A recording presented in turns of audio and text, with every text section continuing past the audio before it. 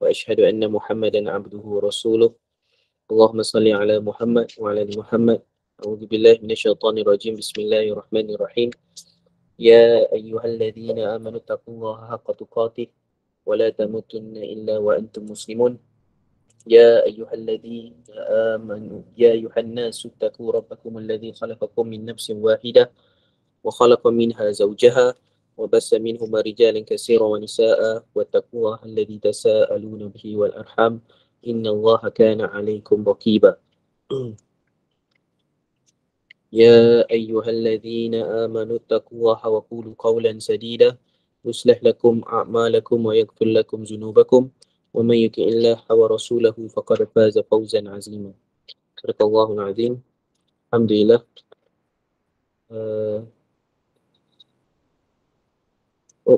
Apa ni?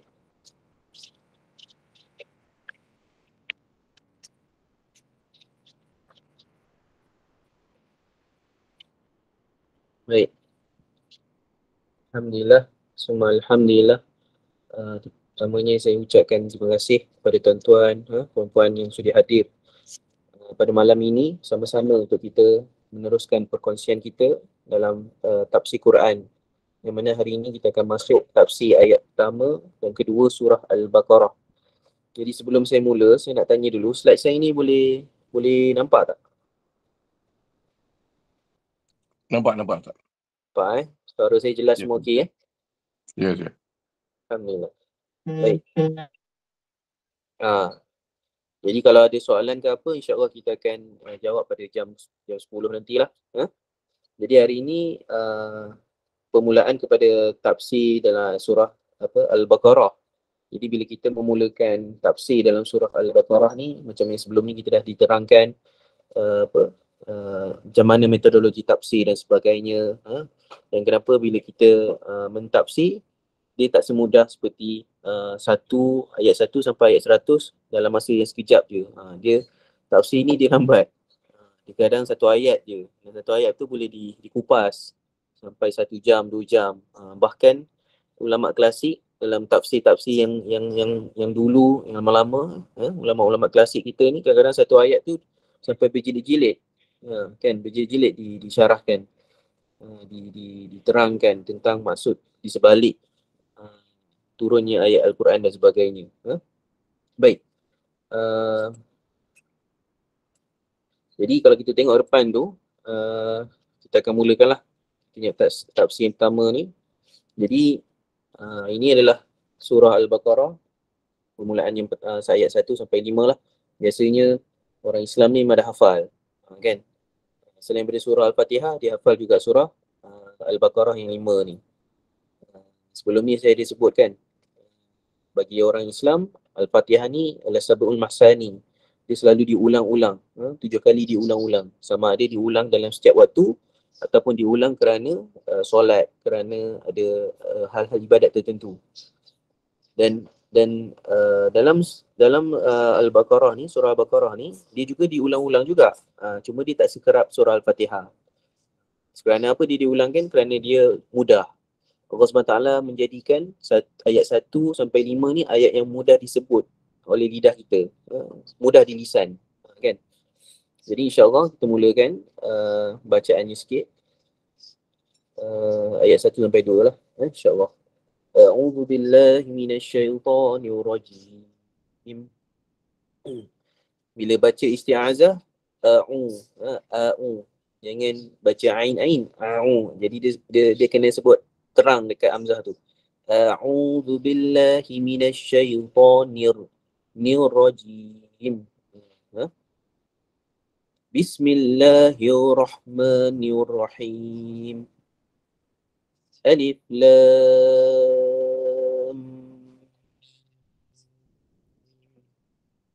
Alif lam mim. Jadi kalau kita baca kat situ, kita sebut alif tu bacaan harakatnya 2. Lam tu bacaan harakatnya 6. Kemudian antara lam dan mim tu ada dengung, 2 harakat. Kemudian baru mim 6 harakat. Jadi saya ulang lagi sekali bacaan saya, 2626. Alif lam. Okey. Kalau hukum tajwidnya mad lazim harfi musaqqal. Tu mad lazim harfi musaqqal. Dia ada mad lazim harfi mukhaffaf. Kalau mukhaffaf ni tak ada dengung. Contohnya alif lam ra. Alif lam ra. Dia tak ada dengung. Kenapa dia dengung? Jadi kalau kita susun alif, lam, lam kan tulisan lam tu kan alif, lam, mim mati. Dan mim mati jumpa dengan mim. Kan ada hukum dalam tajwid. Mim mati bergabung dengan mim, hukumnya idgham mislain kan. Jadi dia itu ada berkaitan tajwid lah. Baik. Ayat yang kedua, za. Okey, za, zai zal kat situ lidah kena keluar. Za. Zalikal kitabu la raiba fihi hudal lil muttaqin. Jadi za tu lidah keluar. Huruf-huruf bibir ni contohnya huruf apa? Huruf za, huruf za, huruf sa. Sa 3 titik tu. Sa. Sebab tu bila orang sebut sabit. Sabit tu kataan Arab. Sabit, lidahnya keluar. Sabit. Jadi kalau orang Arab dia tahu kita ni pandai makhraj ke tidak. Zalikal kitab. Jadi za tu ada hukum mad asli. Ada alif maksurah kat situ, alif kecil kat situ. Kitab ada juga alif maksurah kat situ. La, lam jumpa alif, mad asli. Raiba fi. Berhenti kat situ, ma'arif disukun. Sebab ada huruf ya sebelum ha mabutah. La raiba fi. Boleh bacalah 4 atau 5 panjangnya. Lepas tu ada 3 titik ke atas tu, itu adalah tanda waqaf lah. Maknanya boleh berhenti di salah satu. Sama ada kita baca Zalikal kitabu la raib fihi hudal lil muttaqin. Boleh baca macam tu. Ataupun Zalikal kitabu la raiba fihi hudal lil muttaqin. Boleh berhenti di mana-mana titik 3 tu. Dan kemudian ambil selepasnya secara penuh. Dia tak boleh Zalikal kitabu la raib fihi. Tak boleh. Tu salah. Baik. Hudal lil muttaqin. Tanwin temu dengan lam ada syiddah, mana masuk. Bila tanwin bertemu dengan lam jadi masuklah idgham bila guna. Lil muttaqin. Kin tu ya nun tu ma'arif disukun. Baca 4 atau 5. Jadi bagi mereka yang baca 4, contohnya dalam surah Al-Fatihah, Bismillahirrahmanirrahim. Alhamdulillahi Rabbil Alamin. Jadi panjang tu kena sama, konsisten. Kalau belakang tu 4, semua 4. Jangan baca Bismillahirrahmanirrahim. Alhamdulillahi Rabbil Alamin. Ar-Rahmanirrahim. Dia kejap panjang, kejap pendek. Dia kena konsisten. 4 sampai akhir. Baik. Jadi kita akan sentuh 2 ayat ni yang kita baca 1 sampai 2. Sebab 2 ayat ni pun dah banyak dah. Slide saya pun dah baca. Jadi kita akan cuba terangkan lah. Ada yang saya tak tulis pun dalam slide. Jadi saya kena terangkan secara lisan lah. Jadi kena cuba dengar insyaAllah. Baik. Baik, tengok slide yang seterusnya. Okey, alif lam mim. Jadi alif lam mim ni ayat yang pertama surah Al-Baqarah. Jadi Bismillahirrahmanirrahim tidak dikira sebagai ayat yang pertama. Surah Al-Baqarah ni Bismillahirrahmanirrahim tidak ditulis sebagai ayat yang pertama. Tapi ayat pertamanya alif lam mim. Cuma alif lam mim ni, apa benda alif lam mim ni kan? Alif lam mim ni terdiri daripada 3 huruf. Alif, lam dan mim. Ada 3 huruf di situ. Dan dia disebut sebagai huruf muqatta'at. Huruf muqatta'at ni maksudnya huruf yang terpotong-potong ataupun huruf yang bersendirian. Alif, lam dan mim. Baik. Dia mempunyai makna yang tersendiri. Dalam konteks bahasa Melayu mungkin kita ada kita sebut sebagai perkataan-perkataan yang dipendekkan. Contohnya KL Kuala Lumpur, kan macam tu kan. Inilah takwil oleh para ulama tafsir terhadap ni. Jadi saya bawakan kenapa mereka takwil dan kenapa mereka tak takwil lah. Okey. Kita tengok slide yang seterusnya. Baik. Dalam bab ayat muqatta'at ni, dalam tafsir ni ada ulama yang mentakwil dan ada golongan ulama yang mentakwil. Okey. Soalan, Ustaz, apa beza tafsir dengan takwil? Kan? Apa beza tafsir dengan takwil? Baik, tafsir dia adalah kita mensyarahkan ayat Al-Quran itu, tetapi dia mesti datang daripada dua sumber ni. Sama ada syarahan tu datang daripada Quran ataupun datang daripada sunnah. Penerangan tu mesti datang daripada Quran atau sunnah. Itu tafsir. Dia tak boleh datang dengan akal fikiran kita. Kita tak boleh mandai. Oh, rasanya ayat Quran ni tentang golongan sekian-sekian yang akan berlaku pada masa hadapan apa-apa macam tu. Dia tak semudah macam tu. Tafsir ni dengan lisan ni Nabi, dengan lisan Nabi ataupun daripada Quran tu sendiri. Itu tafsir. Manakala takwil ialah selepas tafsir. Sebelum kita takwil, kita kena tafsir dulu. Jadi takwil ni seperti satu tahap kemudian selepas tafsir. Dan takwil ni adalah satu peringkat di mana para ulama cuba memberi satu pandangan lain yang dalam masa yang sama tidak bercanggah dengan maksud asal ataupun sebab turun tafsir atau ayat Quran itu sendiri. Contohnya, contohnya contohnya dalam tafsir orang akan sebut zalikal kitab la raiba fi, kitab tu maksudnya Al-Quran. Kan? Jadi bila kita takwil, dia tak mencanggah dengan Quran tu. Maknanya dia masih lagi berkaitan dengan Al-Quran. Itulah lebih kurang maksudnya. Jadi dalam Alif Lam Mim ni, ada yang kalau nak sebut tafsir, tak boleh lah.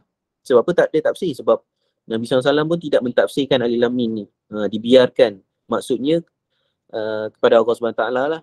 Tapi ada para ulama kemudian dia mula mentakwil. Apa maksud dia yang sebenar? Kan? Jadi di sini kita letakkan dua golongan ni. Tidak takwil dan mentakwil.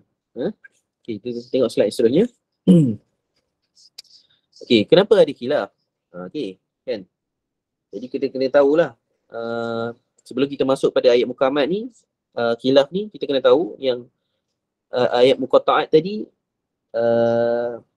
saya terangkan dululah. Ini dah laju sikit. Saya terangkan dulu. Terdapat dua pendekatan tafsir tadi. Yang pertama takwil, yang keduanya tidak takwil. Okey. Dalam kalangan ahli tafsir, kita patah baliklah. Okey, dalam kalangan ahli tafsir ada yang menyebut Alif Lam Mim ni bermaksud, ni yang mentakwil lah. Alif Lam Mim ni bermaksud Allahu a'lam bima'nahu. Allahu a'lam bima'nahu. Okey. Jadi kita kena tahulah. Kita kena tahu Allahu a'lam Allahu a'lam ma'nahu. Okey, ada yang macam tu Alif Lam Mim. Okey. Cuma kita nak bagi tahu kat sini golongan yang pertama yang tidak takwil ni adalah golongan yang masyhur dan biasanya memang tak takwil. Kalau saya memilih pandangan untuk tidak takwil dan ada satu tafsir daripada Prof Hamka, kan, Buya Hamka kan, dalam tafsir Al-Azhar. Dia lebih menarik. Dia sebut Alif Lam Mim ni adalah satu seni untuk menarik perhatian orang Arab zaman dulu. Sebab orang Arab zaman dulu adalah golongan yang Allah SWT jadikan mereka ni bersyair. Mereka ni sentiasa mereka ni bangga dengan syair-syair mereka, kan. Mereka ni suka bersyair. Jadi bila turunnya Al-Quran dengan bahasa yang baru, maksud yang baru, jadi mereka rasa tercabar. Gitu. Allah SWT mendatangkan bahasa Al-Quran ni yang luar biasa, sehingga mereka terpegun mendengarnya, kan. Baik. Al-Qurtubi dia menyebut, yang mana Abu Lais As-Samarqandi menyebut daripada Umar, Uthman dan Ibn Mas'ud bahawa mereka berkata huruf muqatta'at dari hal-hal yang tersembunyi dan tidak ditafsirkan. Ini untuk golongan yang tidak takwil. Jadi golongan yang tidak takwil, mereka mengatakan huruf muqatta'at yang terpendek-pendek ni, Alif Lam Mim, Kaf, Ha, Ya, Ain, Sad, Nun, Alif Lam Ra, ni semua-semua ni ialah hal-hal yang tersembunyi yang Allah SWT tidak dedahkan kepada manusia. Baik, Ibnu Jauzi ni pun disebut, Ibnu Al-Jauzi dia menyebut Abu Bakar Siddiq berkata. Jadi dia diriwayatkan daripada sahabat Abu Bakar Siddiq, yang mana Abu Bakar menyebut kepunyaan Allah Subhanahu Wa Taala pada setiap kitab itu ada rahsianya. Dan rahsia Allah dalam Al-Quran adalah di awal surah. Jadi Allah SWT ni ada banyak rahsia-rahsia, kan. Ada banyak rahsia-rahsia yang tidak didedahkan kepada manusia, kan. Contohnya macam mana Nabi SAW kisahkan dalam perjalanan Nabi ke Isra' Mi'raj, kan. Nabi melalui Sidratul Muntaha dan sebagainya. Jadi banyak rahsia yang tidak diketahui, yang Allah SWT tidak dedahkan kepada manusia. Dan untuk kitab Allah ini, kalau ada rahsia, rahsia itu adalah di awal surah. Sebab Al-Quran ni kan huda, dia tak boleh jadi rahsia semua benda, dia mesti jadi guidance, akan jadi petunjuk. Jadi kalau ada rahsia, rahsianya adalah di awal. Inilah salah satulah. Baik. Dan mereka yang tidak menerima pendekatan takwil, sebaliknya menerima Al-Quran seperti mana yang difahami secara zahir. Jadi kalau kita pernah dengar ayat-ayat yang berkaitan dengan sifat Allah, kan? Contohnya yadullah. Yadullah ifauqa aidihim. Tangan Allah di tangan-tangan mereka. Jadi bagi golongan yang tidak takwil, yadun, tangan tu disebut sebagai yadun juga. Bila orang tanya yadun tu apa? Yadun lah. Sebab tak takwil. Tapi bagi golongan yang takwil, dia akan sebut yadun ni kuasa. Kalaulah dan kalau ada yang sebut lagi bukan yadun ni maksud tangan ke, dia akan sebut tak, dia adalah kuasa. Sebab Allah SWT tidak menyerupai makhluk. Itu antara bahasan akidah lah. Jadi dari golongan yang mentakwil ataupun golongan yang tafwid, yang menyerahkan maksudnya kepada Allah SWT tanpa takwil, beriman dengan seperti mana yang diturunkan. Dan ini adalah yang golongan, dua-dua golongan ni adalah golongan yang diiktiraf ataupun diterima ilmunya. Sebab dua-dua golongan ni saling membantu dalam memahami ayat Al-Quran. Jadi kalau tuan-tuan nak memilih untuk tafwid, untuk tidak menterjemah apa maksudnya dan menyerahkan maksudnya kepada Allah SWT, silakan. Kalau tuan-tuan puan-puan memilih untuk takwil pun silakan. Tapi takwil mesti takwil yang syar'i lah, yang mengikuti apa yang digariskan untuk mentakwil tu. Baik. Kita tengok golongan yang kedua, mentakwil. Okey, golongan yang mentakwil ni mereka yang pada mereka ni, golongan yang mentakwil ni adalah semua ayat Quran perlu difahami. Dia ada dia punya hujah dia lah. Contohnya mereka berpendapat dengan firman Allah, Syahrul Ramadan alladhi unzila fihi al-Quran hudal linnas.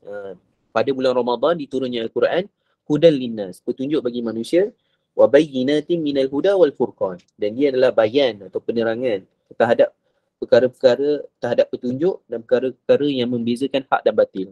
Furqan datang dari perkataan firaq, yang membezakan antara hak dan batil. Jadi golongan ni berhujah dengan ayat Al-Quran ini. Kalau orang tanya, kenapa takwil?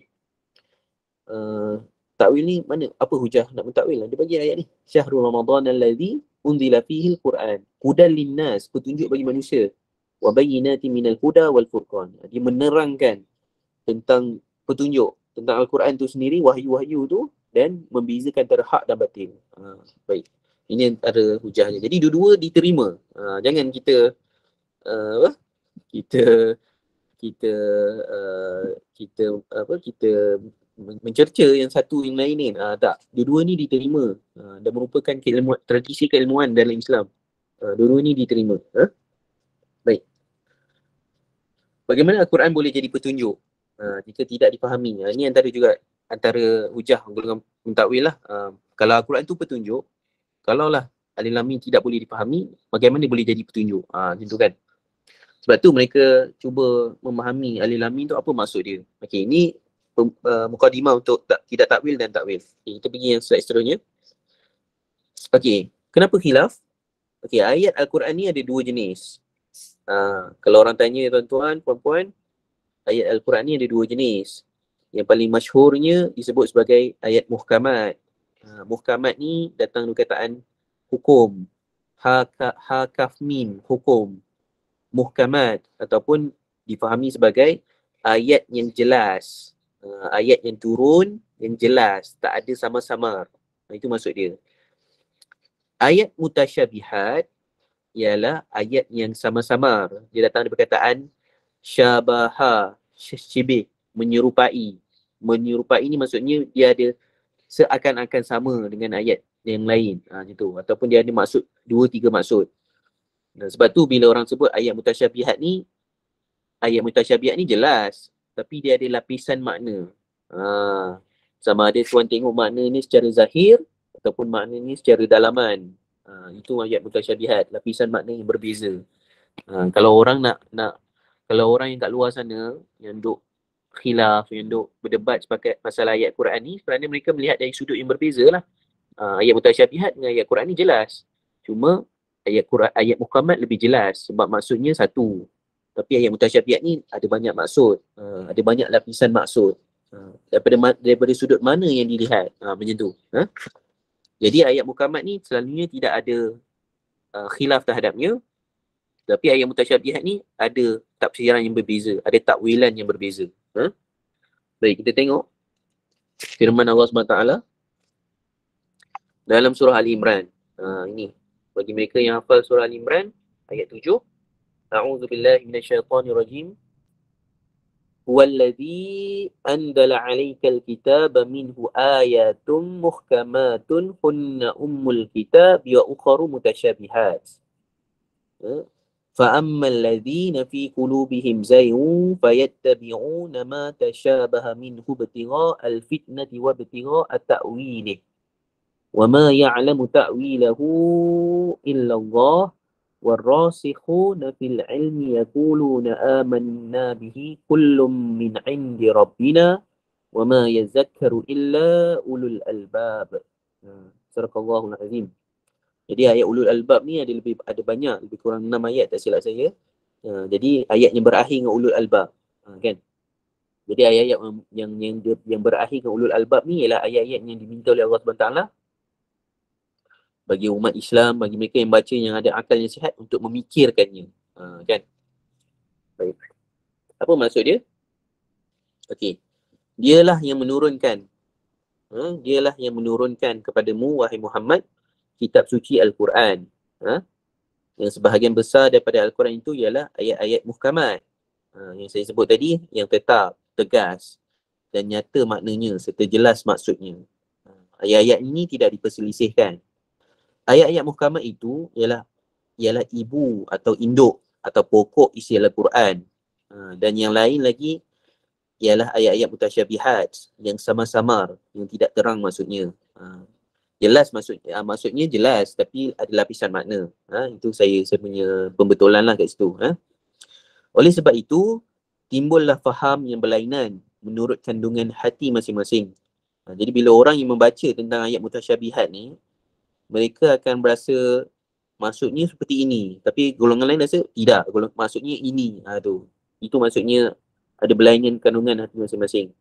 Adapun orang-orang yang dalam hatinya cenderung ke arah kesesatan, mereka selalu menurut apa yang samar-samar daripada Al-Quran untuk mencari fitnah dan mencari-cari takwilnya, yakni memutar maksudnya menurut yang disukainya. Ni. Jadi orang-orang yang suka nak mempergunakan ayat Al-Quran, mereka nak memesongkan umat Islam, mereka tak boleh pesongkan dengan ayat yang jelas. Sebab ayat yang jelas sangat jelas, kan? Bila kita sebut ayat ni jelas, tak perlu nak pusing-pusing lagi. Jadi mereka cari di mana ada grey area dalam Al-Quran ni. Jadi grey area ni adalah yang sama-sama ni ayat mutasyabihat lah. Boleh jadi maksudnya macam ni, boleh jadi maksudnya macam ni. Jadi mereka pusing kat situ. Jadi mereka suka cari takwil pada ayat-ayat beginilah. Padahal Allah SWT sambung, padahal tidak ada yang mengetahui takwilnya, yakni tafsir maksud yang sebenar, melainkan Allah SWT. Dan orang-orang yang tetap teguh serta mendalam pengetahuannya dalam ilmu-ilmu agama berkata, kami beriman kepadanya, yakni yang wahyu daripada Allah SWT ni, semua itu datang daripada sisi Tuhan kami. Dan tiadalah yang mengambil pelajaran dan peringatan melainkan orang-orang yang berfikir. Okay. Ini adalah tafsir terjemahan Syekh Abdul Wahab Basmih. Saya ambil yang originalnya lah, saya bawa. Syekh Abdul Wahab Basmih ni tokoh tafsir di negara kita lah. Kan? Baik. Cuma saya nak bagi tahu kat sini, ulama berbeza pada perkataan waw. Kalau kita tengok dekat dalam ayat Quran ni, وَمَا يَعْلَمُ تَأْوِيلَهُ إِلَّا اللَّهُ وَالرَّاسِخُ. Waw kat situ, وَالرَّاسِخُ. Itu ada perbezaan maksud yang berlaku di situ. Kerana waw dalam bahasa Arab ada beberapa fungsi. Sebab tu pentingnya orang belajar bahasa Arab bila berinteraksi dengan tafsir. Waw kat situ ada beberapa fungsi. Contohnya kita tunjuk kat sini. Okey.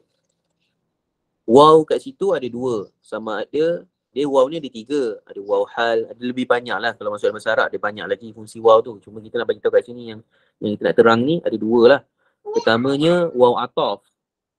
Waw atof ni maksudnya apa? Waw yang menghubungkan. Iaitu waw yang menghimpunkan dua pihak yang berbeza. Contohnya kita sebut dalam bahasa Melayu, Encik Ali dan Abu. Kan, Encik Ali dan Abu. Bila kita tanya dan tu, huruf dan tu kata apa? Kita sebut kata penghubung. Jadi waw tu begitulah maksudnya, waw ataf, dia menghubungkan. Dan ada lagi satu waw, fungsinya adalah dia memotong untuk permulaan ayat yang baru.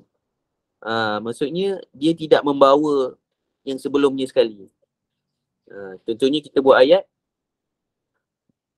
Ustaz Ami mengajar di teratak hadis dan pelajar-pelajar dan pelajar-pelajar datang daripada Kuala Lumpur, contoh. Jadi dia macam tak ada berkaitan.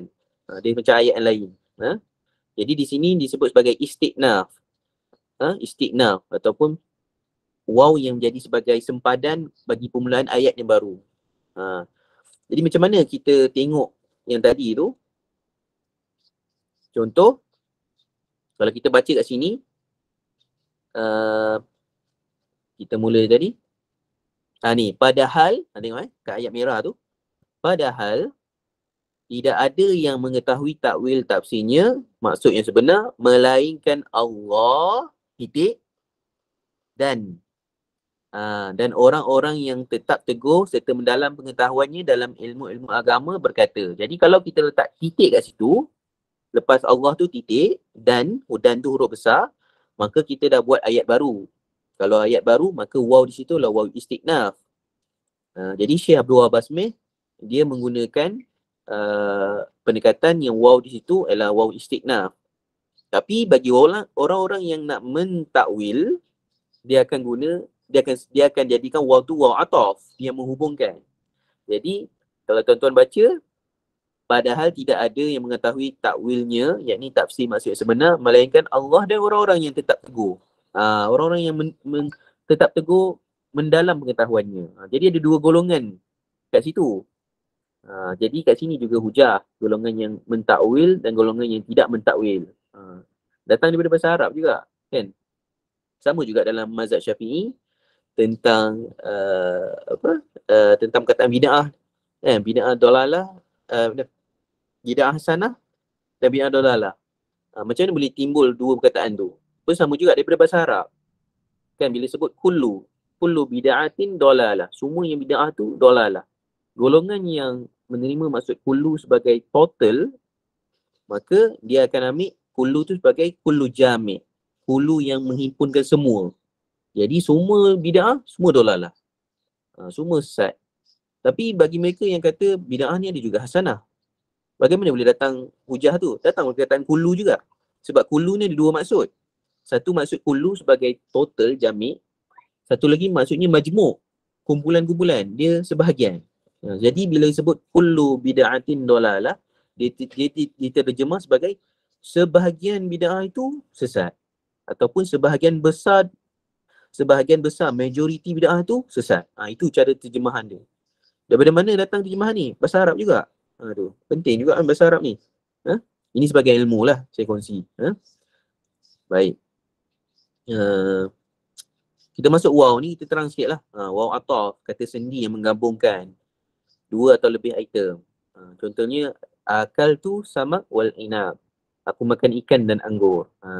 Jadi dia bagi tahu dia makan ikan dan anggur, dia menggabungkan. Ada satu lagi waw disebut sebagai waw istiqnaf. Dia huruf pemula. Contohnya ayat Quran yang bawah tu, wattaqullah wa yu'allimukumullah. Dan hendaklah kamu bertakwa kepada Allah dan ingatlah dengan Allah keterangan ini mengajar kamu.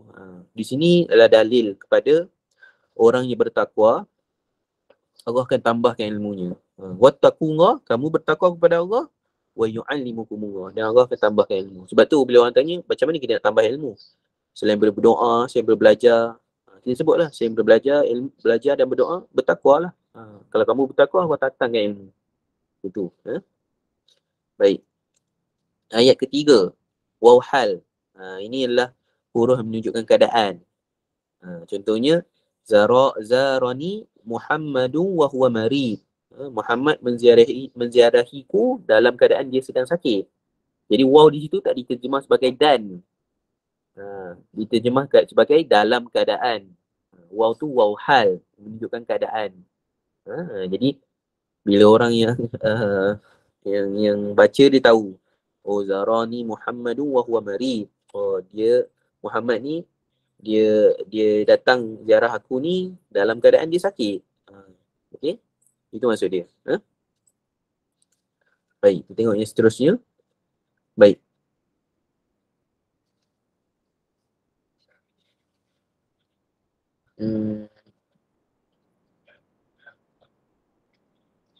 Okey, kita tengok yang sebelum tu, kita tengok yang apa nama? Tadi slide mana tadi? Okey, yang khilaf. Okey, ni dah selesai kot. Sekejap, Okey, kita tengok sini kejap. Okey, tak apalah saya baca dulu. Melihat kepada pendekatan, tidak ada hairan ulama-ulama tafsir cuba mentakwilkan makna perkataan alif lam mim. Namun bagi pendekatan yang tidak mentawil, mereka tidak mentawilkan alif lam mim tapi menyerahkan hakikat maknanya kepada Allah. Baik, ini dah disebutlah. Okey, ini yang saya sebut tadi. Ada yang kata huruf muqatta'at. Ini adalah singkatan daripada ana Allahu a'lam. Ana Allahu a'lam. Aku Allah yang mengetahui. Itu maksud dia daripada alif lam mim. Ini bagi golongan yang mentakwil lah. Ataupun alif lam ra disebut anallahu ara. Ini semua ada dalam tafsir. Saya pun rujuk dalam tafsir, ada yang ulama tafsir yang yang takwil maksud sedemikian. Alif lam ra anallahu ara. Aku Allah melihat. Itu ada tapi kita tak peganglah pandangan ni. Dan ada juga yang sebut alif lam mim ni bermaksud Allah, alif, lam tu Jibril, mim tu Muhammad. Ada juga macam tu dan ini yang biasa kita dengar daripada tafsir-tafsir ummahat, contohnya Qurtubi, At-Tabari, dia sebut alif lam mim ni adalah asma'ullahul azam, nama-nama Allah yang mulia. Alif lam mim ni nama-nama Allah, nama-nama Tuhan. Jadi kita tak tahu apa nama Allah yang mulia tu. Dan ada juga yang disebut alif lam mim ni Allah alif, lam tu latif, mim tu majid, nama-nama Tuhan. Ni sebut dalam Qurtubi. Samalah, saya rujuk yang sama juga, Qurtubi. Okey, kita tengok yang ni dekat slide saya ni. Daripada Abdullah bin Mas'ud radhiyallahu an, bahawa Nabi sallallahu alaihi wasallam bersabda, "Man qara'a harfan min kitabillah falahu bihi hasanah. Falahu bihi hasanatun. Wal hasanatu bi asyri amsalihha. La aqulu alif lam mim harfun, walakin alifun harfun, wa lamun harfun, wa mimun harfun." Surah Rasulullah. Maksudnya, barang siapa yang membaca satu huruf di dalam Al-Quran, maka baginya satu kebaikan. Dan setiap kebaikan itu digandakan menjadi 10 kebaikan yang semisal dengannya. Dan aku tidak mengatakan alif lam mim satu huruf, akan tetapi alif satu huruf, lam satu huruf dan mim satu huruf. Jadi riwayat Tirmizi 2835. Jadi di sini kita nak bagi tahu yang mana Nabi SAW mengajar kita untuk kita membaca Al-Quran ataupun kita memperbanyakkan baca Al-Quran supaya kita mendapat kebaikan daripada kataan-kataan ni. Jadi bila mereka yang sebut alif lam mim, ada tak pahala? Ada pahala, walaupun pendek. Kan? Ada yang sebut alif lam mim huruf je, tak ada apa maksud. Tak betul lah. Alif lam mim tu sebahagian daripada Al-Quran.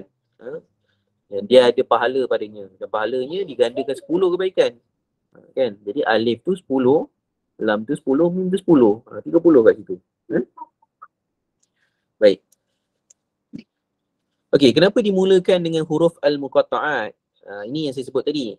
Jadi menurut Hamka, bahawa segolongan ahli tafsir menyatakan bahawa ia sebagai pemberitahuan atau sebagai panggilan untuk menarik perhatian manusia agar memerhatikan lebih teliti terhadap kandungan yang mengiringinya. Bukan 18 kan, 18 tu title. Yang mengiringinya. Jadi kat sini kita nak bagi tahu, Hamka ni dalam tafsir Al-Azhar Hamka lah.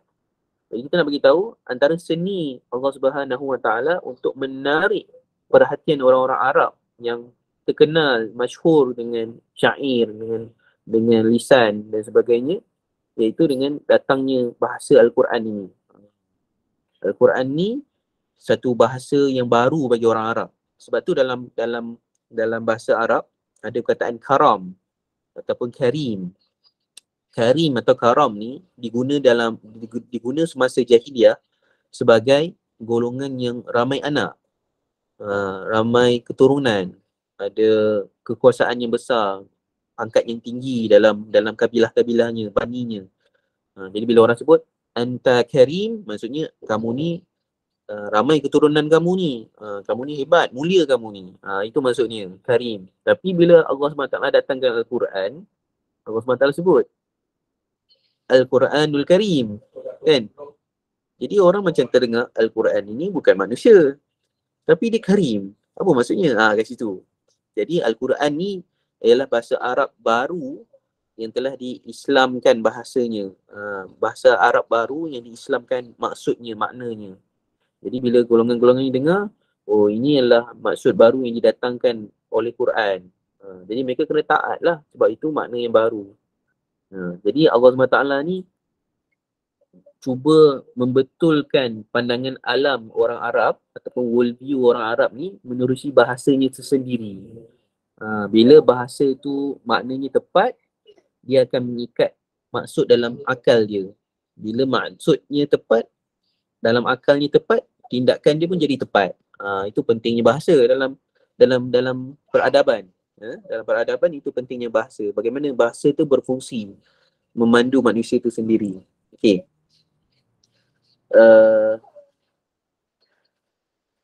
Allah menyembunyikan beberapa hal untuk manusia, memerahkan akal mereka untuk mencari. Ini pun antara sebab apa hikmah huruf al-muqatta' ni. Jadi kita tengok kat sini yang disebut oleh Imam Qurtubi, tafsir Qurtubi lah.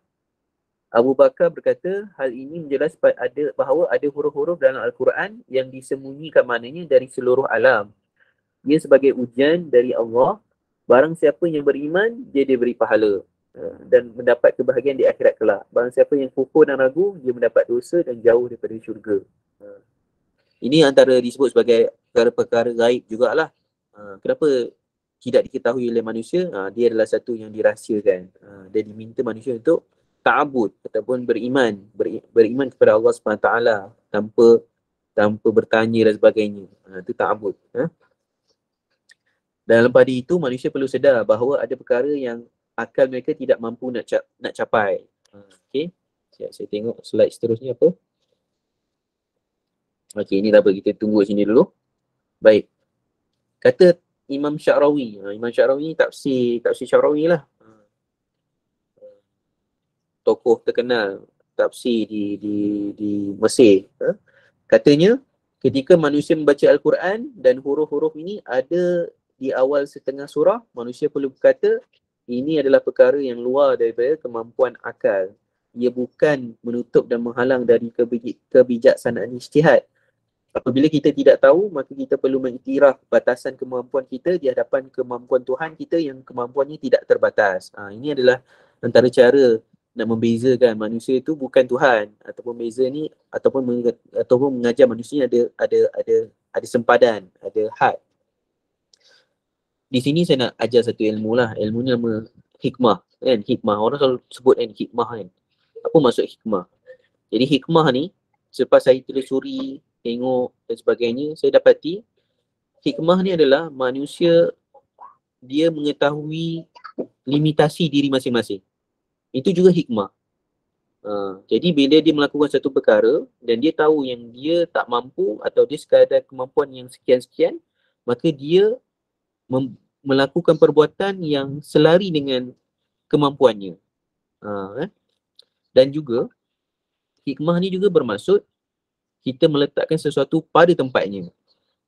Dan juga hikmah ni juga bermaksud kita berkata dengan seseorang menurut laras bahasa yang tepat, menurut kehendak yang tepat, menurut cara dan gaya bahasa yang tepat. Ada masa kita kena berjidal, kena berdebat. Ada masa kita cakap baik-baik. Ada masa kita kena tinggikan suara. Ada masa kita cakap lembut-lembut. Itu hikmah. Jadi hikmah ni ada banyak perkara dalam dia. Bila orang kata kamu kena berhikmah dalam berdakwah, maksudnya dia kena tahu kedudukan dia, apa limitasi dia, dan dia kena tahu golongan mana yang dia nak dakwah, dan dia kena tahu gaya macam mana yang dia nak dakwah. Kalau dia cakap dengan orang ateis, orang yang tak percaya Tuhan, dia tak boleh nak berhukum dengan ayat Al-Quran. Dia tak boleh bagi dalil tu dari Al-Quran sebab orang ateis tak terima ayat Al-Quran. Jadi dia kena guna logik. Dari situ hikmah. Jadi orang yang berhikmah ni orang yang mengetahui limitasi dirinya dan dia tahu meletakkan sesuatu pada tempatnya dan dia tahu bagaimana nak bercakap ataupun nak menyampaikan dalam keadaan yang paling tepat pada waktu yang tepat dengan gaya bahasa yang tepat. Itu sedikitlah tentang hikmah. Jadi seperti yang Imam Syarawi sebutlah, Allah SWT bila menurunkan ayat muqatta'ah ni, dia tidak diketahui maksudnya supaya manusia ni tahu batasan dirinya. Dan dia tahu dan dia bersyukur dan dia mengiktiraf Allah SWT yang tidak ada batasan. Baik. Ada perkara dalam agama ini tidak boleh berijtihad, tetapi kena taat. Ya, betul. Dalam agama kita ni, ada perkara yang tidak boleh berijtihad padanya. Tidak terbuka apa-apa pandangan padanya. Sebab dia sudah establish. Hukumnya telah jelas. Kan? Bila orang sebut, Ya ayyuhallazina amanu Ya ayyuhallazina amanu taqullah. Wahai orang beriman, bertakwa pada Allah. Jadi dia jelas. Tak perlu lagi nak terang-terang lagi. Jadi di sini kita kena tahu dalam hal ni untuk kita faham dengan jelas tentang apa perkara yang boleh ijtihad, apa perkara yang tak boleh ijtihad, kita kena tahu kat sini adalah tentang subut dan dilalah. Okey, dalam agama kita ada dua sumber. Sumber yang disepakati, iaitu Al-Quran dan hadis. Ini yang disepakati. Yang Nabi sebut dalam hadis, taraktu fikum, aku tinggalkan untuk kamu dua perkara, amraini, dua perkara, lan tadillu ma in tamassaktum bihima, dan kamu tidak akan sesat selagi selama mana kamu berpegang padanya. Kitabullah wa sunnah Rasulullah sallallahu alaihi wasallam. Kitab Allah dan sunnah Nabi. Jadi dua perkara ni adalah sumber yang tidak diperselisihkan. Baik. Tetapi dalam bab Quran dan hadis ni, ada juga di sana disebut subut dan dilalah. Apa maksud subut? Subut ni maksudnya bagaimana nas tu sampai pada kita. Bagaimana wahyu tu sampai pada kita. Al-Quran dan hadis. Bagaimana dia sampai. Dan lagi satu dilalah. Bagaimana hadis dan Quran tu difahami. Okay. Ini subut dan dilalah. Ni kita akan terang sebab dia ada pecah-pecah lagi. Okey. Okey, subut. Subut ni bagaimana satu nas tu sampai pada kita. Dan dia juga terbahagi pada dua. Kan jadi kita buat Quran kan. Quran sunnah, ada subut, ada dilalah. Sekarang ni kita pergi kat subut dan subut ada pecah lagi dua. Okey. Jadi subut ni ada qat'i dan ada zanni. Apa maksud qat'i? Qat'i ni adalah perkara-perkara yang bersifat mutawatir ataupun hadis-hadis yang mutawatir lafzi dan hadis-hadis yang mutawatir maknawi. Mutawatir ni maksudnya tidak diperselisihkan maksudnya dan perawi hadis ni tidak berhimpun untuk menipu ataupun tidak ada penipuan. Mustahil berlakunya penipuan kerana ramai yang meriwayatkan. Jadi itu yang pertama. Jadi Al-Quran ni kita percaya Al-Quran ni subut qat'i. Hadis-hadis ni ada yang subut qat'i. Sebab tu kita ada hadis sahih. Kan? Ada hadis sahih ada dua, sahih li ghairi, sahih li zati, kan? Jadi kita percaya ada dalil yang qat'i namanya. Okey. Dan nanti di sana sebut subut zanni. Ini hadis ahad yang terbahagi ataupun yang ada hadis yang diterima dan ditolak. Di sini lahirnya perbahasan tentang satu hadis, sama ada hadis itu sahih ke, hasan ke, dhaif jiddan ke, munkar ke, palsu dan sebagainya, maudhu' dan sebagainya. Jadi kita kena tahu kat situ ada juga nas yang sampai pada kita ni ada yang zonni. Sebab tu bila orang tanya tentang dalil, kita kena tahu ada dalil yang qat'i dan ada dalil yang zonni. Inilah dia. Inilah dia bagaimana nas tu sampai pada kita. Okey, kita tengok yang dilalah.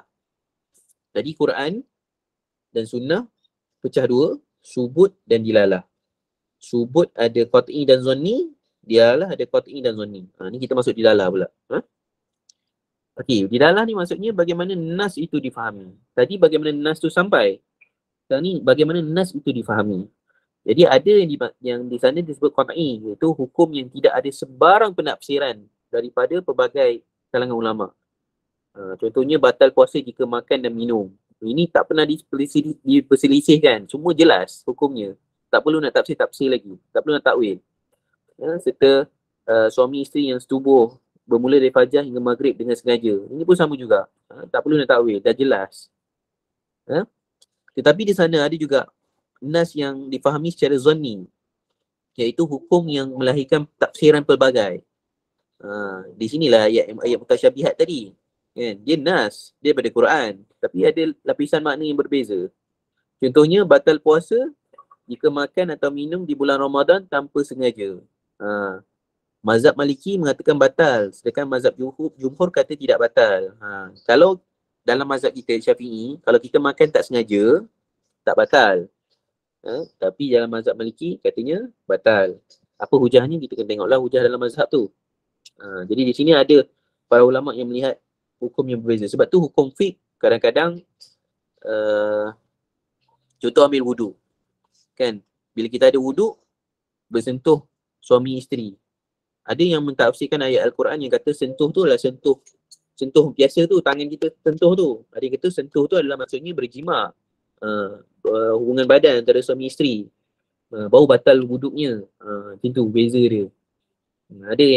Ada kalau kita pergi umrah kan, bila kita pergi umrah, ada yang pakai menutup aurat tangan ni, ada handsock, tapi ada juga yang tak tutup. Nampak semua ni, nampak dia punya gelang-gelang emasnya. Lepas tu rambut pun nampak juga bagi wanita kan. Jadi kita tak boleh sebut yang mereka ni tidak menurut agama Islam, tidak. Tapi dalam mazhab Hanafi tu sendiri ada perbahasan dan hujah. Mengapa kaki tu bukan aurat ke, tangan tu bukan aurat ke, dan sebahagian depan bukan aurat ke. Itu perbahasan dalam mazhab. Sebab tu kita ni agama Islam ni, Ahlussunnah wal Jamaah ni, kita kaya dengan pandangan para ulama lah, yang menjadi khazanah. Sebab tu bila pergi sana ada pandangan yang kata kalau sentuh lelaki perempuan, kalau tanpa syahwat tak membatalkan wuduk ketika tawaf. Kan? Buat kita belajar bila sentuh lelaki perempuan batal. Jadi ada perbahasan di situ. Jadi kat sini bagaimana nas itu difahami. Okay? Jadi bila orang tanya kat tuan-tuan, dalil qat'i. Dalil qat'i itu maksudnya subut qat'i ke dilalah qat'i. Kita dah boleh tanya dah. Kalau kamu sebut subut qat'i, maksudnya bagaimana nas itu datang pada kita. Kalau nas itu datang pada kita, kita tak ada masalah. Kalau dia kata bagaimana nas itu difahami. Okay, di situ ada dua perkara. Fahami maksudnya ayat ni ayat muhkamat ke ayat mutasyabihat. Macam itulah. Tak pening lah bahagian ni. Okay, kita tengok ayat yang kedua pula. Okay, sebelum tu saya nak tambah sikit lah kalau ada tambahan. Okay, di sini ada sebut ada satu lagi perkara yang boleh diijtihadkan.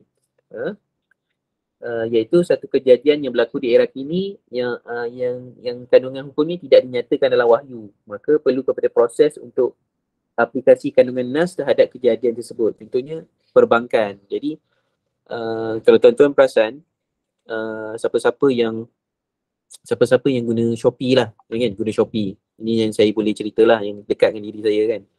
Bila kita guna Shopee, dulu ada namanya Shopee Pay Later. Kan? Shopee Pay Later. Shopee Pay Later dulu tak syariah compliance, tidak patuh syariah. Tapi sekarang dah patuh syariah. Jadi kita akan tertanya-tanya, apa yang menyebabkan dia patuh syariah? Sebab bila kita bayar, ada juga bayar persen tu. Cuma dulu yang tak patuh syariah tu, persen tu adalah interest, bunga. Jadi dia jadi riba. Tapi sekarang ni persen tu bukan interest. Dia adalah kos pengurusan. Jadi patuh syariah kat situ. Sebab tu dalam agama Islam ni nak jadikan satu tu jadi patuh syariah, akad tu kena betul. Akad tu kena betul. Dan akad ni dia boleh berubah-ubah.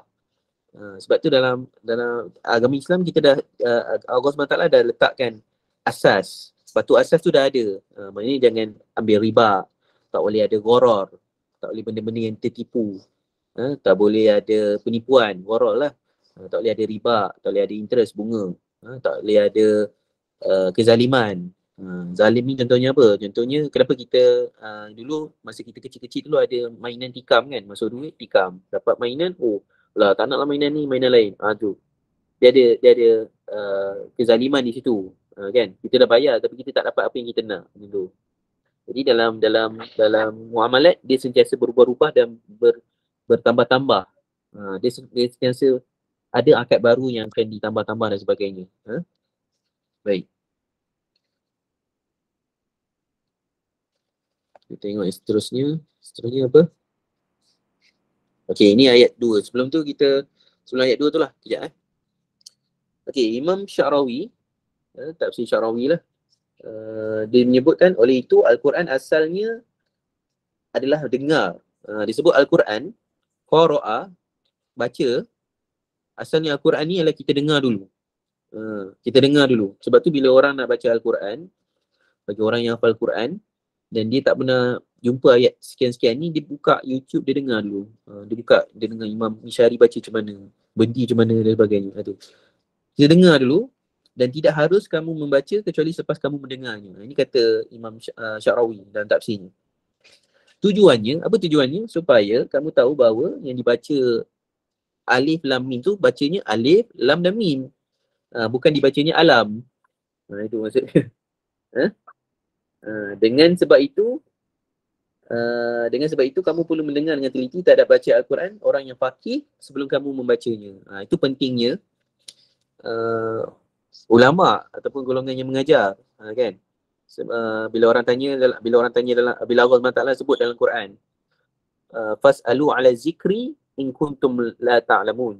Bertanyalah pada golongan-golongan yang terlatih, golongan-golongan yang pakar, ahlul zikri. In kuntum la ta'lamun. Sekiranya kamu tidak mengetahui.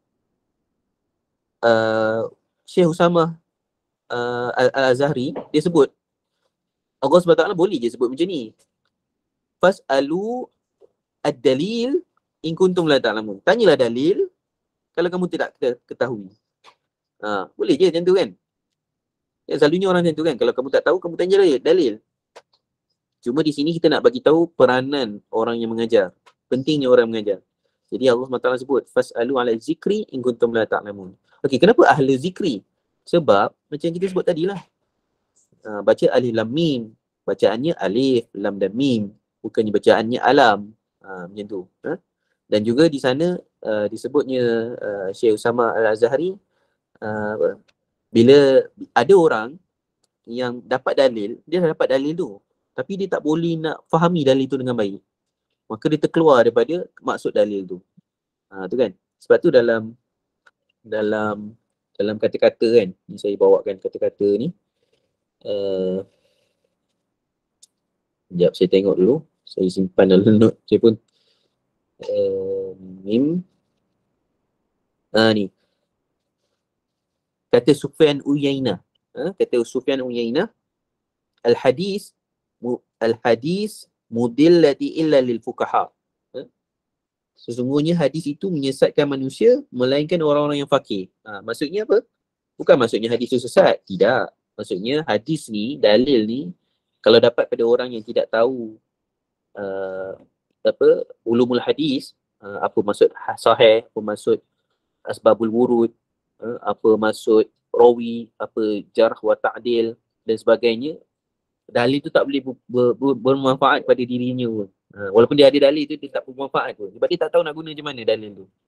Pentingnya ada guru kat situ kan. Baik.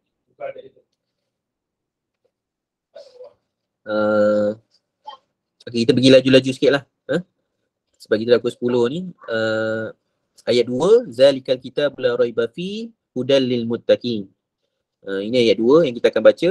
Dan kitab Al-Quran ini tidak ada sebarang syak padanya tentang datangnya daripada Allah dan tentang sempurnanya ia pula menjadi petunjuk bagi orang-orang yang hendak bertakwa. Baik. Okey, apa hubungan ayat surah Al-Fatihah dengan surah Al-Baqarah? Jadi dalam surah Al-Fatihah kita kita minta pada Allah supaya tunjukkan jalan yang lurus. Yang dulu yang dalam tafsir lepas saya sebut kan. Al-Quran ni ada 114 surah dan surah Al-Fatihah ni dan 113 surah yang lain merupakan syarah pada surah Al-Fatihah tu tersendiri. Jadi bila kita minta jalan lurus, macam mana jalan lurus tu? Jadi Allah sebut dalam surah Al-Baqarah. Dalam ayat ini dijelaskan jalan yang lurus itu dapat melalui kitab suci Al-Quran. Itu hubungan ayat. Hubungan ayat. Dia ada berkaitan. Okey, perkataan zalika. Jadi kita sebut tadi ayat nombor 2 tu. Zalikal kita, apa maksud za? Zalika tu maksudnya itu. Jadi dalam bahasa Melayu, itu ni jauh. Ini ni dekat. Ini buku. Dekat dengan kita. Itu buku. Buku tu jauh daripada kita. Kan? Jadi kenapa Allah SWT guna perkataan itu? Zalikal kitab. Kan? Ayat ni memberi syarat bahawa semua surah-surah sebelum ini merupakan kandungan Al-Quran yang tidak ada sebarang keraguan langsung padanya. Okey, kita kena tahu. Pertamanya,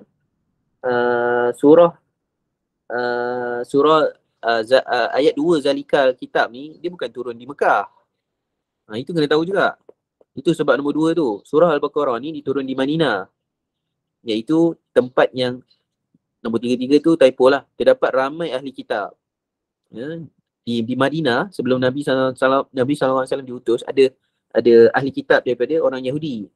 Justru ia sebagai isyarat kepada kitab Taurat dan Injil yang telah diselewengkan oleh Yahudi dan Nasrani sehingga ia amat meragukan. Sedangkan Al-Quran tidak berlaku sebarang penyelewengan padanya yang sudah pasti tidak ada keraguan padanya. Jadi bila Nabi SAW pergi ke Madinah, Nabi kan berdakwah di Mekah kan 13 tahun.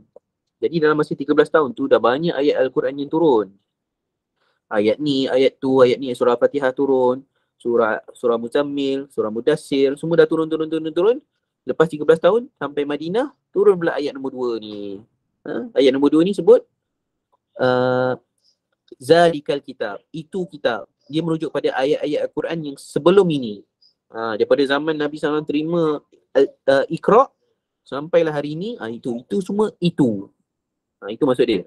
Ayat-ayat itu tidak ada sebarang keraguan. Jadi Allah SWT nak beri Nabi SAW ni prinsip yang mantap. Dah 13 tahun dah ni. Berdakwah dah 13 tahun. Jadi jangan ada keraguan tentang ayat-ayat yang sebelum ni. Semuanya tiada keraguan pada ayatnya. Itu maksud Zalika tu. Dia merujuk pada ayat-ayat Al-Quran sebelum ini. Sebelum Nabi SAW di Madinah. Ini yang terpenting lah kita rujuk tafsir kan. Baik. Di sini ada sebut lagi ke? Okey, itu dah. Zalika. Kita tengok yang kedua lah. Zalikal kitab. Al-kitab. Kitab ni datang dari perkataan katabah. Katabah ni maksudnya menulis. Kitabah ditulis ataupun wahyu, penulisan wahyu. Kitabah. So Al-Quran ni ditulis sebagai Al-Kitab kerana dia adalah proses kitabah yang dituliskan di era wahyu lagi. Jadi Al-Kitab, katabah, kitab, menulis, dan kitab ni adalah tempat yang dihimpunkan penulisan. Itu maksudnya, buku. Itulah maksud dia buku kan. Bila orang kata buku ni apa? Buku ni yang dihimpunkan tulisan-tulisan dalamnya. Itu maksud buku. Okey.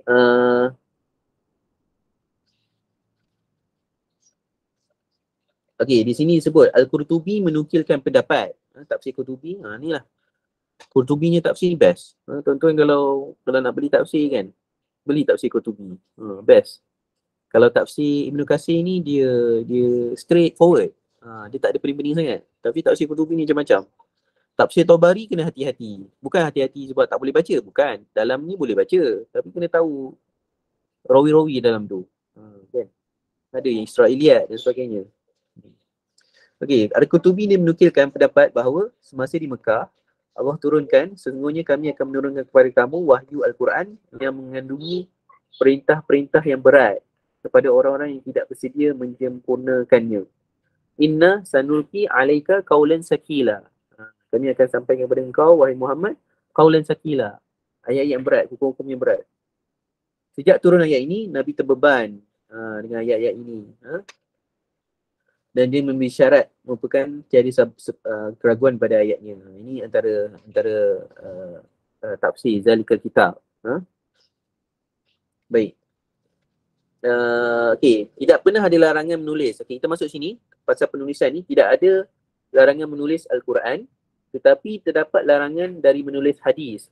Jadi zaman Nabi SAW, Nabi SAW pernah memberitahu pada para sahabat tentang pemerhatian ataupun berhati-hati tentang penulisan hadis sebab takut tercampur dengan Al-Quran. Sebab tu ada hadis ditulis an Abi Sa'id Al-Khudri anna Rasulullah sallallahu alaihi wasallam qala la taktubu anni, jangan kamu tulis daripada aku, yakni hadis, janganlah kamu tulis daripada aku, wa man kataba anni ghairal qur'ani falyamhu, barang siapa yang tulis daripada aku selain daripada Al-Quran, hendaklah dia padam. Ini pada awal dulu. Sebab masa tu nak fokus pada Al-Quran sebelum hadis. Dan ini kehendak pada hadis ni bukannya larangan menulis hadis. Kan ada orang dengar kan anti Quran dia kata anti hadis dia sebut. Ini hadis ni dilarang menulis. Kan? Ini bukan maksudnya larangan tu. Maksudnya kat sini adalah ada Nabi SAW memberitahu supaya para sahabat ni tak tersalah menulis, tercampur-campur. Itu maksudnya. Sebab Al-Quran kalam Tuhan, kan? Tak boleh dicampur dengan kalam manusia.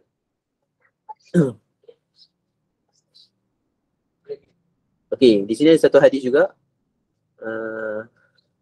yang mana Abdullah bin Amru berkata, aku selalu tulis semua perkara yang aku dengar daripada Rasulullah SAW bertujuan untuk aku hafal. Jadi Abdullah bin Amru ni dia selalu tulis untuk dia hafal. Jadi Quraisy melarang aku, mereka berkata, apakah kamu tulis semua perkara yang kamu dengar dari Rasulullah sedangkan baginda adalah manusia biasa yang bercakap juga dalam keadaan marah dan gembira? Dia tanya pada Abdullah bin Amru, engkau tulis semua ke? Sedangkan Nabi itu manusia juga. Aku berhenti menulis. Lalu aku ceritakan hal ini kepada Rasulullah. Jadi dia berhenti menulis. Bila orang-orang semua dah provoke dia kan, apa tulis-tulis ni kan. Jadi dia jumpa Rasulullah, dia ceritakan. Lalu Rasulullah SAW baginda mengisyaratkan tangannya pada mulutnya. Saya berkata, tulislah. Demi nyawaku berada di tangannya, tidak terkeluar dari ini kecuali kebenaran. Itu. Sebab tu, apa tu, ayat Quran tu, apa nama? Allahumma salli ala Muhammad. Cuma dah tak ingat lah. Yang wahyu tu. Kalau siapa ingat dalil ni. Okey, tak apa. Yang seterusnya. Nanti kalau saya ingat, saya ingatkan. Baik, yang seterusnya. La raiba fi. Zalikal kitab. Zalikal kitabu la raiba fi. Kita masuk la raiba fi. Jadi la raib. Raib ni diterjemah sebagai ragu. Syihab ni adalah tokoh tafsir Indonesia. Almarhum dah. Kata kata Ustaz Quraisy Shihab, katanya ia bermaksud sebarang sangkaan yang buruk. Kalau sekadar ragu yang bersifat umum, katanya adalah syak. Jadi syak dengan raib ni dua-dua ragu, tapi syak ni umum, biasa je. Tapi raib ni lebih teruk, lebih dalam. Dengan itu ragu yang jahat. Itu dilarang dalam agama. Baik. Kat sini, kalau tengok sini ada tambahan ke? Dalil bahawa tiada keraguan terhadap Al-Quran adalah apabila Allah mencabar orang Arab datangkan satu ayat seperti Al-Quran tetapi mereka gagal lakukan. Ini dalam bahasa sains kita sebut falsification test. Ujian memalsukan. Allah SWT bila dia mencabar, dia letak juga satu ujian. Kalau dicabarnya kalau cabaran ni dapat dicabar, maknanya Al-Quran ni palsu. Itu. Jadi dalam Quran ni saintifik. Quran ni sangat saintifik. Setiap kali Allah cabar, manusia boleh cabar balik, dan kalau betul cabarannya, Al-Quran ni boleh jadi palsu. Tapi semua cabaran tu tak boleh lawan. Antaranya lah datangkan ayat Quran yang seumpama. Datanglah satu ayat Quran, datanglah 10 ayat Quran, datanglah Al-Quran satu surah ke. Tapi sampai sekarang tak ada manusia yang mampu buat.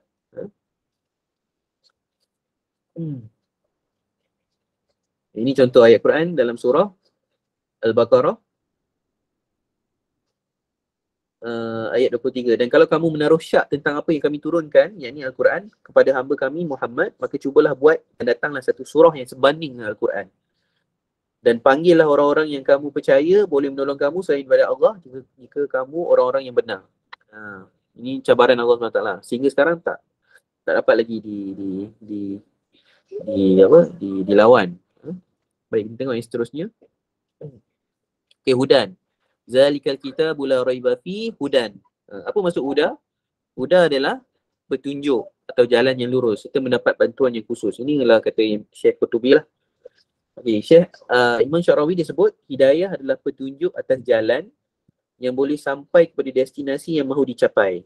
Ini tafsir lain pula lah. Maksud huda ni adalah hidayah yang adalah petunjuk atas jalan yang boleh sampai pada destinasinya. Okay. Apa destinasinya? Itulah syurga. Dalam Al-Quran kita diminta pada Allah kan, ihdinas siratal mustaqim. Berikan kami petunjuk jalan yang lurus. Jadi ayat ni memberitahu jalan yang lurus ni adalah Al-Quran lah dalam surah Al-Baqarah ni. Zalikal kitabul la raiba fi huda. Jadi kita minta jalan lurus, apa jalan lurus tu? Al-Quran lah, huda, petunjuk. Dan hati yang bertakwa, iaitu ada perasaan takut masuk ke neraka atau tidak masuk ke syurga jika tidak ikut kitab. Ni ada perasaan takut. Kan? Baik. Kita tengok yang seterusnya. Lil muttaqin. Okey, dari sudut akar kata, perkataan takwa berasal daripada perkataan ini salah ni. Waqa. Salah ni. Boleh saya betulkan tak? Ini ada typo ni. Waqa. Waw, qaf, ya. Itu. Waqa ni datang dari perkataan wiqayah. Wiqayah ni maksudnya sembuh ataupun memelihara. Sebab tu perkataan takwa ni, kalau menurut Ni Aziz, disebut takwa ni khauf wa raja'. Ni Aziz pun ambil daripada tafsir-tafsir yang dululah. Khauf wa raja' ni maksudnya takut dan pengharapan. Jadi orang yang bertakwa ni orang yang takut pada Allah dan dia berharap pada Allah SWT. Itu maksud takwa. Tapi di sana juga ada maksudnya memelihara. Maksudnya pelihara dosa daripada pelihara diri pada dosa. Itu maksud orang bertakwa juga. Dia berhati-hati dalam beribadat. Lepas tu Umar radhiyallahu anhu, Umar Al-Khattab disebut orang yang bertakwa ni seperti kita pakai jubah dan kita masuk ke dalam hutan. Yang hutan tu pokok-pokoknya tajam. Jadi bila kita jalan tu kita angkat kita punya jubah supaya tak terkena coret atau carik-carik dengan pokok-pokok yang tajam tu, yang berduri tu. Itu maksudnya bertakwa. Kita jalan dalam keadaan berhati-hati. Dalam beragama pun kena berhati-hati. Bukan semua asal dalam kitab je kita terima. Kan? Selalu disebut yang tu kan. Asal dalam kitab je terima. Tak semestinya. Dia perlu kepada tafsiran dan syarahan. Baik. Hamka ada sebut. Hamka menjelaskan perkataan takwa jangan dibataskan kepada makna takut. Kerana takut itu satu juzuk kecil daripada maksud takwa. Jadi dalam takwa terkandungnya cinta, kasih, harap, cemas, tawakal, redha, sabar dan sebagainya. Ini tafsir Hamka. Hamka sebut jangan limitkan, jangan hadkan kepada rasa takut saja. Luaskan. Takwa tu ada cinta kepada Allah SWT. Ada juga sabar, redha dan sebagainya. Okey, menurut Quraisy Shihab, tokoh tafsir Indonesia disebut takwa ni bermaksud menghindari. Ada tiga jenis. Apa maksudnya? Hindar daripada kekufuran dengan cara beriman kepada Allah. Yang kedua, melaksanakan perintah dan larangan Allah, melaksanakan perintah Allah dan menjauhi larangan Allah sedaya mampu. Yang ketiga, menjauhi diri dari sebarang perkara yang boleh hilang dari ingatan kita kepada Allah SWT. Itu maksud takwa. Ada tiga itulah. Jadi dia hindari daripada kekufuran dengan beriman. Kedua, melaksanakan perintah Allah. Ketiga, jauhkan perkara yang boleh melupakan kita daripada Allah SWT. Itu maksud takwa.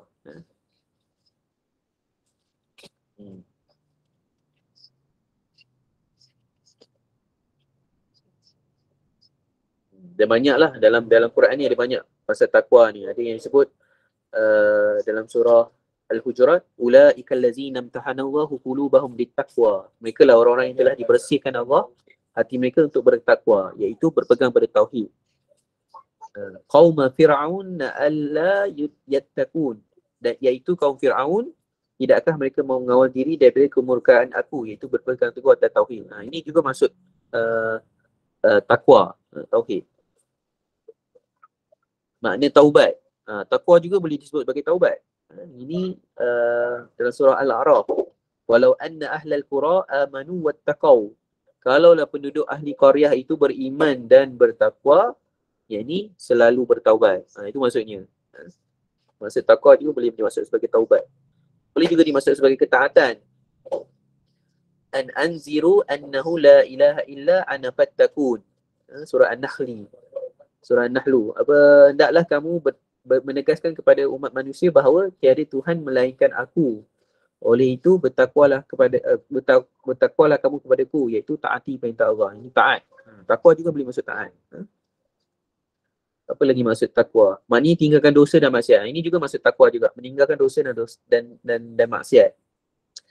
Allah SWT berfirman surah Al-Baqarah, wa atul buyuta min abwabiha wattaqullah. Datangilah rumah dari pintunya dan takwalah kepada Allah, iaitu tinggallah dosa kepada Allah. Imam Fakhruddin Ar-Razi dia menyebut tentang takwa ni bermaksud keikhlasan. Imam Fakhruddin Ar-Razi dalam Mafatihul Ghaib, tafsir Mafatihul Ghaib. Kata Allah SWT, firman Allah SWT dalam surah Al-Hajj, Bismillahirrahmanirrahim, fa innaha min taqwal qulub. Dan ia adalah dari takwa hati, iaitu lambang keikhlasan. Okay? Itu maksud takwa juga. Taqwal qulub, hati yang bertakwa, tapi dengan maksud ikhlas. Okay, itulah sikit-sikit banyak daripada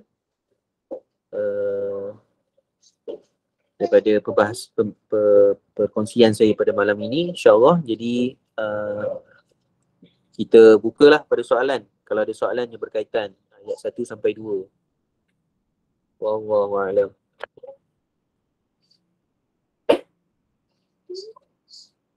Ada soalan ke?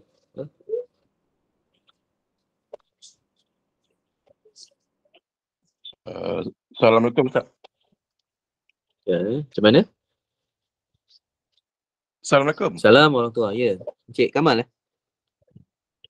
Ya, saya daripada Ipoh. Tentang wow tadi. Maknanya wow ni ada wow atau wow yang menyambung. Lepas tu wawul hal. Yang keadaan yang berbeza kan? Yang menerangkan keadaan. Ya. Lepas tu wawul ma'iyah tu apa pula dia punya, apa kalau kita nak terangkan apa beza wawul ma'iyah ni? Waw ma'iyah ni adalah waw yang berkaitan. Contohnya dalam Al-Quran kan, contohnya tentang ayat menutup aurat kan, tutup aurat kepada yang boleh dibuka aurat, contoh misalnya. Macam mana saya nak bawa, saya kena bawa ayat Quran sekejap, saya kena tunjuk cara baca ni berbeza. Contohlah saya bawa sekejap, saya search sekejap. Bagus soalan ni. Tuan Haji ada belajar bahasa Arab ke macam mana, Cik Kamal? Saya adalah belajar sikit-sikit dan dengan izin Allah sekarang ni saya tengah buat tafsir Ibn Katsir dalam Lughah Arabiah lah. Dengan seorang orang. Oh, ini projek ke apa? Tak, saya cubalah nak cuba belajarlah dengan kekurangan yang ada kan. Jadi dan saya sudah buat dah yang matan Jurumiyah tu. Tapi matan Jurumiyah ni dia agak simple lah, lebih lagi yang dalam bahasa Melayu ni. Jadi itulah apa yang macam mana nak kenal wawul ma'iyah tu. Okey, jap saya tunjuk Saya buka Quran saya kejap. Kalau bagi tuan-tuan yang ada Quran ke apa, boleh pergi ke surah Nisa ayat 23. Ya, saya buka saya punya dulu, surah Nisa ayat 23. Alright. Okay, sekejap saya nak share ni. Share screen. Alright.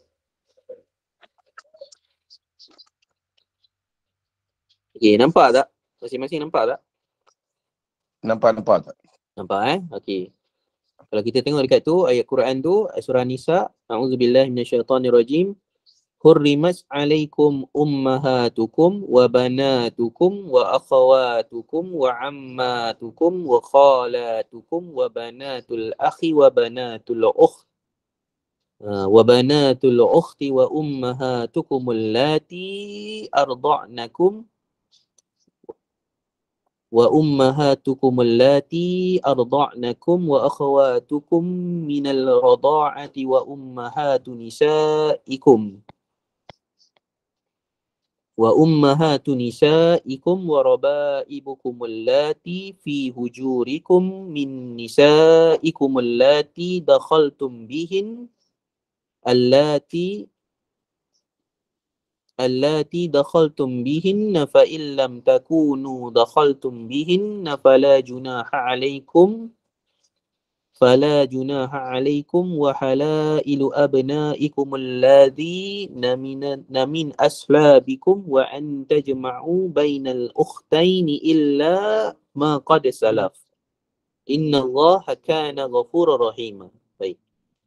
Surah Al-Azim. Jadi Encik Kamal, kalau perasan tadi saya baca tadi, waw tu banyak kan? Waw kan? Jadi waw di sini semua waw ma'iyah. Jadi waw ma'iyah ni kalau dalam Quran, kalau kita baca hurrimat alaikum ummahatukum wa banatukum, kita berhenti situ. Kita tak boleh sambung wa akhawatukum. Kita kena tarik balik daripada belakang. Sebab waw ni berkaitan. Apa maksudnya? Contohnya dalam kalau kita tengok terjemahan bawah tu, diharamkan kepada kamu berkahwin dengan perempuan-perempuan yang berikut. Ibu-ibu kamu dan anak-anak kamu dan saudara-saudara kamu dan saudara-saudara bapa kamu. Kalau kita berhenti tadi, ibu-ibu kamu dan anak-anak kamu, kita berhenti. Dan kita sambung, dan saudara-saudara kamu dan saudara-saudara bapa kamu. Jadi dia macam ayat terputus. Di sini peranan waw ma'iyah tu. Waw ma'iyah ni dalam Quran, kalau kita berhenti, dia macam ni. Ada setengah waw dalam Quran ni, bila kita berhenti, kita boleh terus je. Hurrimat alaikum ummah. Okey, kita tengok ayat atas ni. Contohlah kalau ada. Contoh kalau ada. Ni contohnya sini. Ni, contoh ayat ni. Ayat 21. Maksudnya, dan bagaimana kamu tergamak mengambil balik pemberian itu, padahal kasih mesra kamu telah terjalin antara satu sama lain. Dan mereka pula, okey, ini nampak. Wa kaifa ta'khuzunahu wa qad afdha ba'dukum ila ba'. Lepas tu ada waw kan? Waw ni waw ataf. Dia menghubung. Ada dua perkara. Wa akhazna minkum. Jadi kalau kita berhenti kat ila ba'din, kita boleh terus waw tu. Tak perlu nak ambil daripada belakang. Tapi kalau ayat 23 ni, dia tak boleh macam tu. Ayat 23 ni, kita kena ambil daripada belakang. Sebab dia berkait. Hurrimat, diharamkan kat atas kamu, ummahatukum. Emak-emak dalam kalangan kamu ni, emak mana? Emak, makcik-makcik, wa banatukum, anak-anak perempuan kamu, wa akhawatukum, saudara-saudara kamu, wa ammatukum, makcik-makcik kamu, wa khalatukum, makcik-makcik sebelah belah mak, belah ayah, wa banatul akhi wa banatul Jadi kalau kita berhenti, dia terputus. Itu maksud dia wa ma'iyah tu. Saya harap jelas lah. Jelas Encik Kamal? Ya. Macam waw nyambung Ustaz. Waw penyambung lah. Waw ma'iyah ni, kalau ma'i ni maksudnya bersama lah kan. Ma'a ni maksud bersama. Maksudnya dia perlu dibawa sekali. Jadi kalau kita berhenti kat wa ammatukum, kena ambil balik. Wa ammatukum wa khalatukum. Tak boleh terus ke wa khalatukum. Itu maksud waw ma'iyah. Kalau waw taukid macam mana? Waw taukid ni adalah penegasan. Taukid ni penegasan.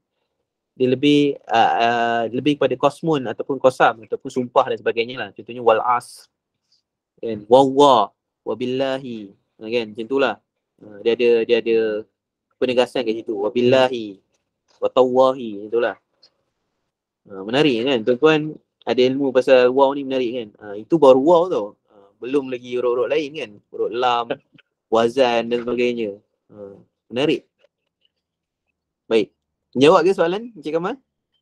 Jawab. Dan kalau saya boleh nak pastikan lagi satu ayat berapa saya tak pasti. Ya. Tapi apa dia punya? Auzubillahi ya ayyuhallazina amanu taqullaha haqqa tuqatih wala tamutunna wa antum muslimun. Betul. Jadi yang waw sebelum antum tu waw istisna kan? Waw sebelum wa antum muslimun. Melainkan semua orang-orang yang muslim. Maksudnya istinaf. Kalau apa yang saya tu betul lah. Waw sini waw istinaf. Sebab dia menceritakan tentang dua hal ataupun dua keadaan. Dia bukan tentang keadaan, tapi kita nak bagi tahu dia adalah ayat barulah, macam itulah. Macam tadilah wattaqullah wa yu'allimukumullah. Bukan ayat tu tak berkaitan, dia berkaitan, tapi dia macam dia boleh berhenti dan boleh berdiri dengan sendirinya, macam itulah. Dia boleh dia apa namanya?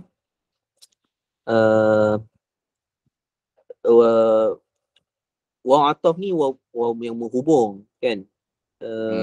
Waw istinaf ni waw yang dia sempadan ataupun boleh jadi dia jadi ayat baru lah, lebih kurang macam tu lah. Itu yang kita boleh terang lah.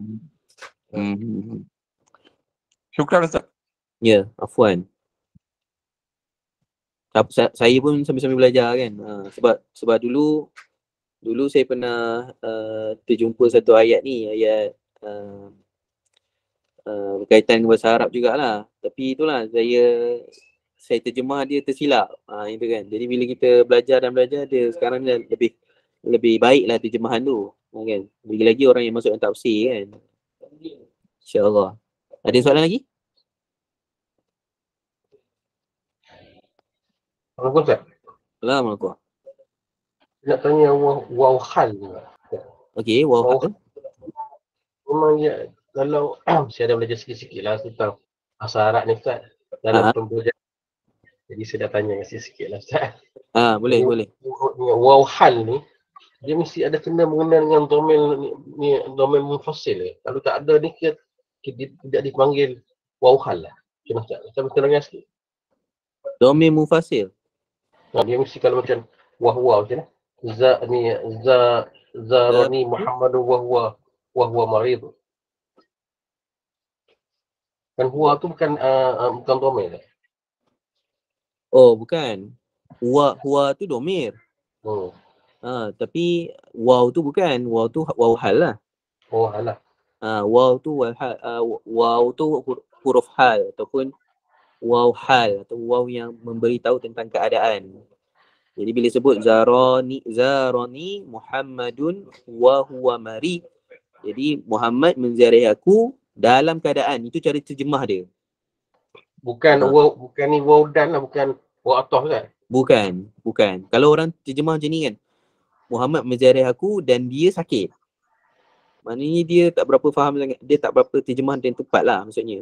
Maksudnya betul tapi tak tepat lah. Sebab sebab tu orang sebut bahasa Arab ni bahasa saintifik. Dia sangat jelas. Macam waw hal ni dia penceritaan lah ya tak? Ya. Contoh macam tadi kan, ayat Quran tadi kan, saya tunjuk tadi kan. Tadi ada waw juga tadi. Sekejap. Maaf. Ayat 20 tadi kan. Ayat 21 ni. Wa kaifa ta'khuzunahu, dan bagaimana kamu tergambar mengambil balik pemberian itu. Ni ayat ni berkaitan dengan orang yang menceraikan pasangan dia. Itu padahal wa qad afdha ba'dukum ila ba'din. Padahal kasih mesra kamu telah terjalin antara satu sama lain. Kita ada waw tu. Wa kaifa ta'khuzunahu wa qad. Nampak kan? Waw tu waw apa tu? Ini waw, ini tak silap saya, ini waw tauhid. Dia menceritakan Oh, penugasan. Wow dem. Ya, sebab ada perkataan qad kan. Kod. Qad afdha. Okey. Jadi dekat situ dia ada penegasan kat situ dan selepas tu ila ba'din wa akhazna. Dan mereka pula isteri kamu telah mengambil perjanjian yang kuat, misaqan ghaliza. Misak perjanjian yang kuat. Wa akhazna. Jadi waw kat situ waw apa tu? Itulah dia waw istiqnaf tadi. Dia macam kita boleh buat sempadan. Oh, ayat atas ni macam ni, ayat 2 macam ni. Dia berkaitan tapi kita boleh berhenti kat situ dan boleh ambil ayat baru kat situ. Kalau kita berhenti situ, ayat baru kat situ. Itu orang sebut boleh tarik nafas. Boleh tarik nafas kat situ. Boleh kat situ. Itu maksud dia. Kan? Faham. Kalau bawah ni macam yang tadi saya tunjuk tadi, yang ayat yang Cik Kamal tanya tadi. Kalau waw ni waw ma'iyah. Dia menghukum. Jadi bila sebut hurrimat alaikum ummahatukum, berhenti kan? Kita berhenti. Ummahatukum kita berhenti, kita kena ambil balik hurrimat tu. Kita tak boleh berhenti, tak boleh terus je wabanatukum. Kalau ambil wabanatukum, konteks dia tak kena. Kalau kita baca itu dia jadi salah ke tak? Dia kita sebut sebagai lahnun lah, salah jugalah sebab tak tahu tanda waqaf, tak tahu nak berhenti macam mana. Itu sebab tu tajwid, antara peranan tajwid adalah untuk kita mengetahui di mana untuk waqaf. Sebab tu kita sebut kalau kita nak berhenti, carilah huruf-huruf jar ni. Huruf jar ni huruf-huruf ba, bi, ba atau ba ataupun summa ataupun inna ataupun amma atau waw, kan? An, semua tu lah, benda-benda macam tu lah. Kita ajar ka, kalazika, tu berhenti sebelum dia dan sebagainya. Miss apa semua tu lah. Itu contoh-contoh lah. Baik. Terima kasih Ustaz, terima kasih. Ya, sama-sama tuan. Cik Abdul lah. Saya bila share, saya pakai ni tau, saya pakai iPad. Jadi bila saya share ni, muka saya tak keluar dekat video ni. Bila stop sharing baru keluar muka. Okay. Ada lagi ke soalan?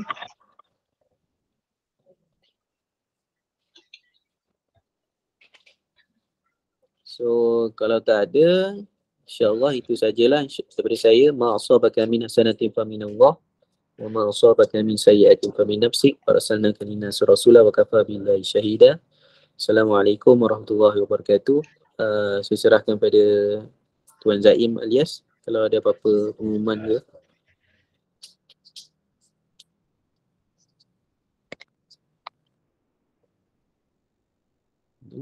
Waalaikumsalam Ustaz. Salam. Kalau tak ada, okey, baik. Laptop Encik Zaim ada masalah sikit, baik. Jadi saya tamatkanlah. InsyaAllah kelas kita seterusnya pada kita tengok Minggu 2 Ustaz. 11 hari bulan Februari 11 bulan Februari insyaAllah kita akan tafsir ni lah. Saya akan cuba tafsir, kalau boleh tafsir satu-satu, kalau tak boleh saya akan lompat-lompat lah sebab surah Al-Baqarah ni dia tak turun sekaligus. Dia ada asbabun nuzul beza-beza. Jadi kita cubalah. Dan saya pun tak masuk lagi buku tu kan kita ada syllabus kan, dua buku tu kan, Pak Ini Qorib tu saya tak masuk lagi. Nanti saya akan masuk kat situ lah. Sebab Pak Ini Qorib tu rumusan. Dia rumusan semua. Kan. Baik, itu sajalah. Wallahu alam. Jumpa lagi lah tuan-tuan. Terima kasih datang. Moga-moga manfaat ilmu lah apa yang sampai pada orang lain yang tak dengar lah. Moga orang yang dengar daripada tuan-tuan lebih faham daripada tuan-tuan semualah. Wallahu alam. Ustaz tanya sikit Ustaz. Ustaz Wanji Wan Hussein ni siapa? Saya macam nak Ustaz Wanji Wan Hussein ni apa nama? Dia adalah graduan hadis daripada Diobandi. Saya ikuti dia Ustaz. Saya ikuti dia itu apa nama dia tu? Al-Abbas tu, saya tak ingat ni. Selalu dia ikuti dia buat kuliah kat belah Melaka sana tu. Ya. Saya pun minat lah sebab dia itulah dia pun mengkagumi kita punya guru kan, Maulana Asri.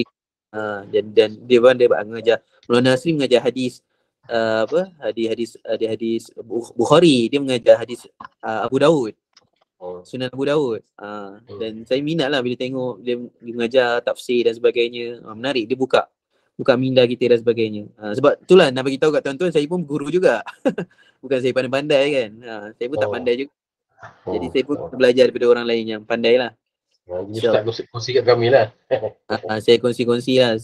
Saya tak ambil semua lah daripada nota dia. Cuma saya cuba ejas-ejas mana yang saya boleh sampaikan lah. Tapi dia punya nota dah rumusan dia sangat menarik dan mantap lah. Dia bawa banyak pandangan tafsir. Cuma saya semak lah mana yang dia kata ni, apa nas dia, mana dalil dia, rujukan kat mana, macam tu je. Kita baiki-baiki je. InsyaAllah. Boleh Terima kasih Ustaz. Ya, sama-sama. Baik, itu sajalah tuan-tuan. Terima kasih. Assalamualaikum warahmatullahi wabarakatuh. Waalaikumsalam warahmatullahi wabarakatuh. Waalaikumsalam warahmatullahi wabarakatuh. Waalaikumsalam.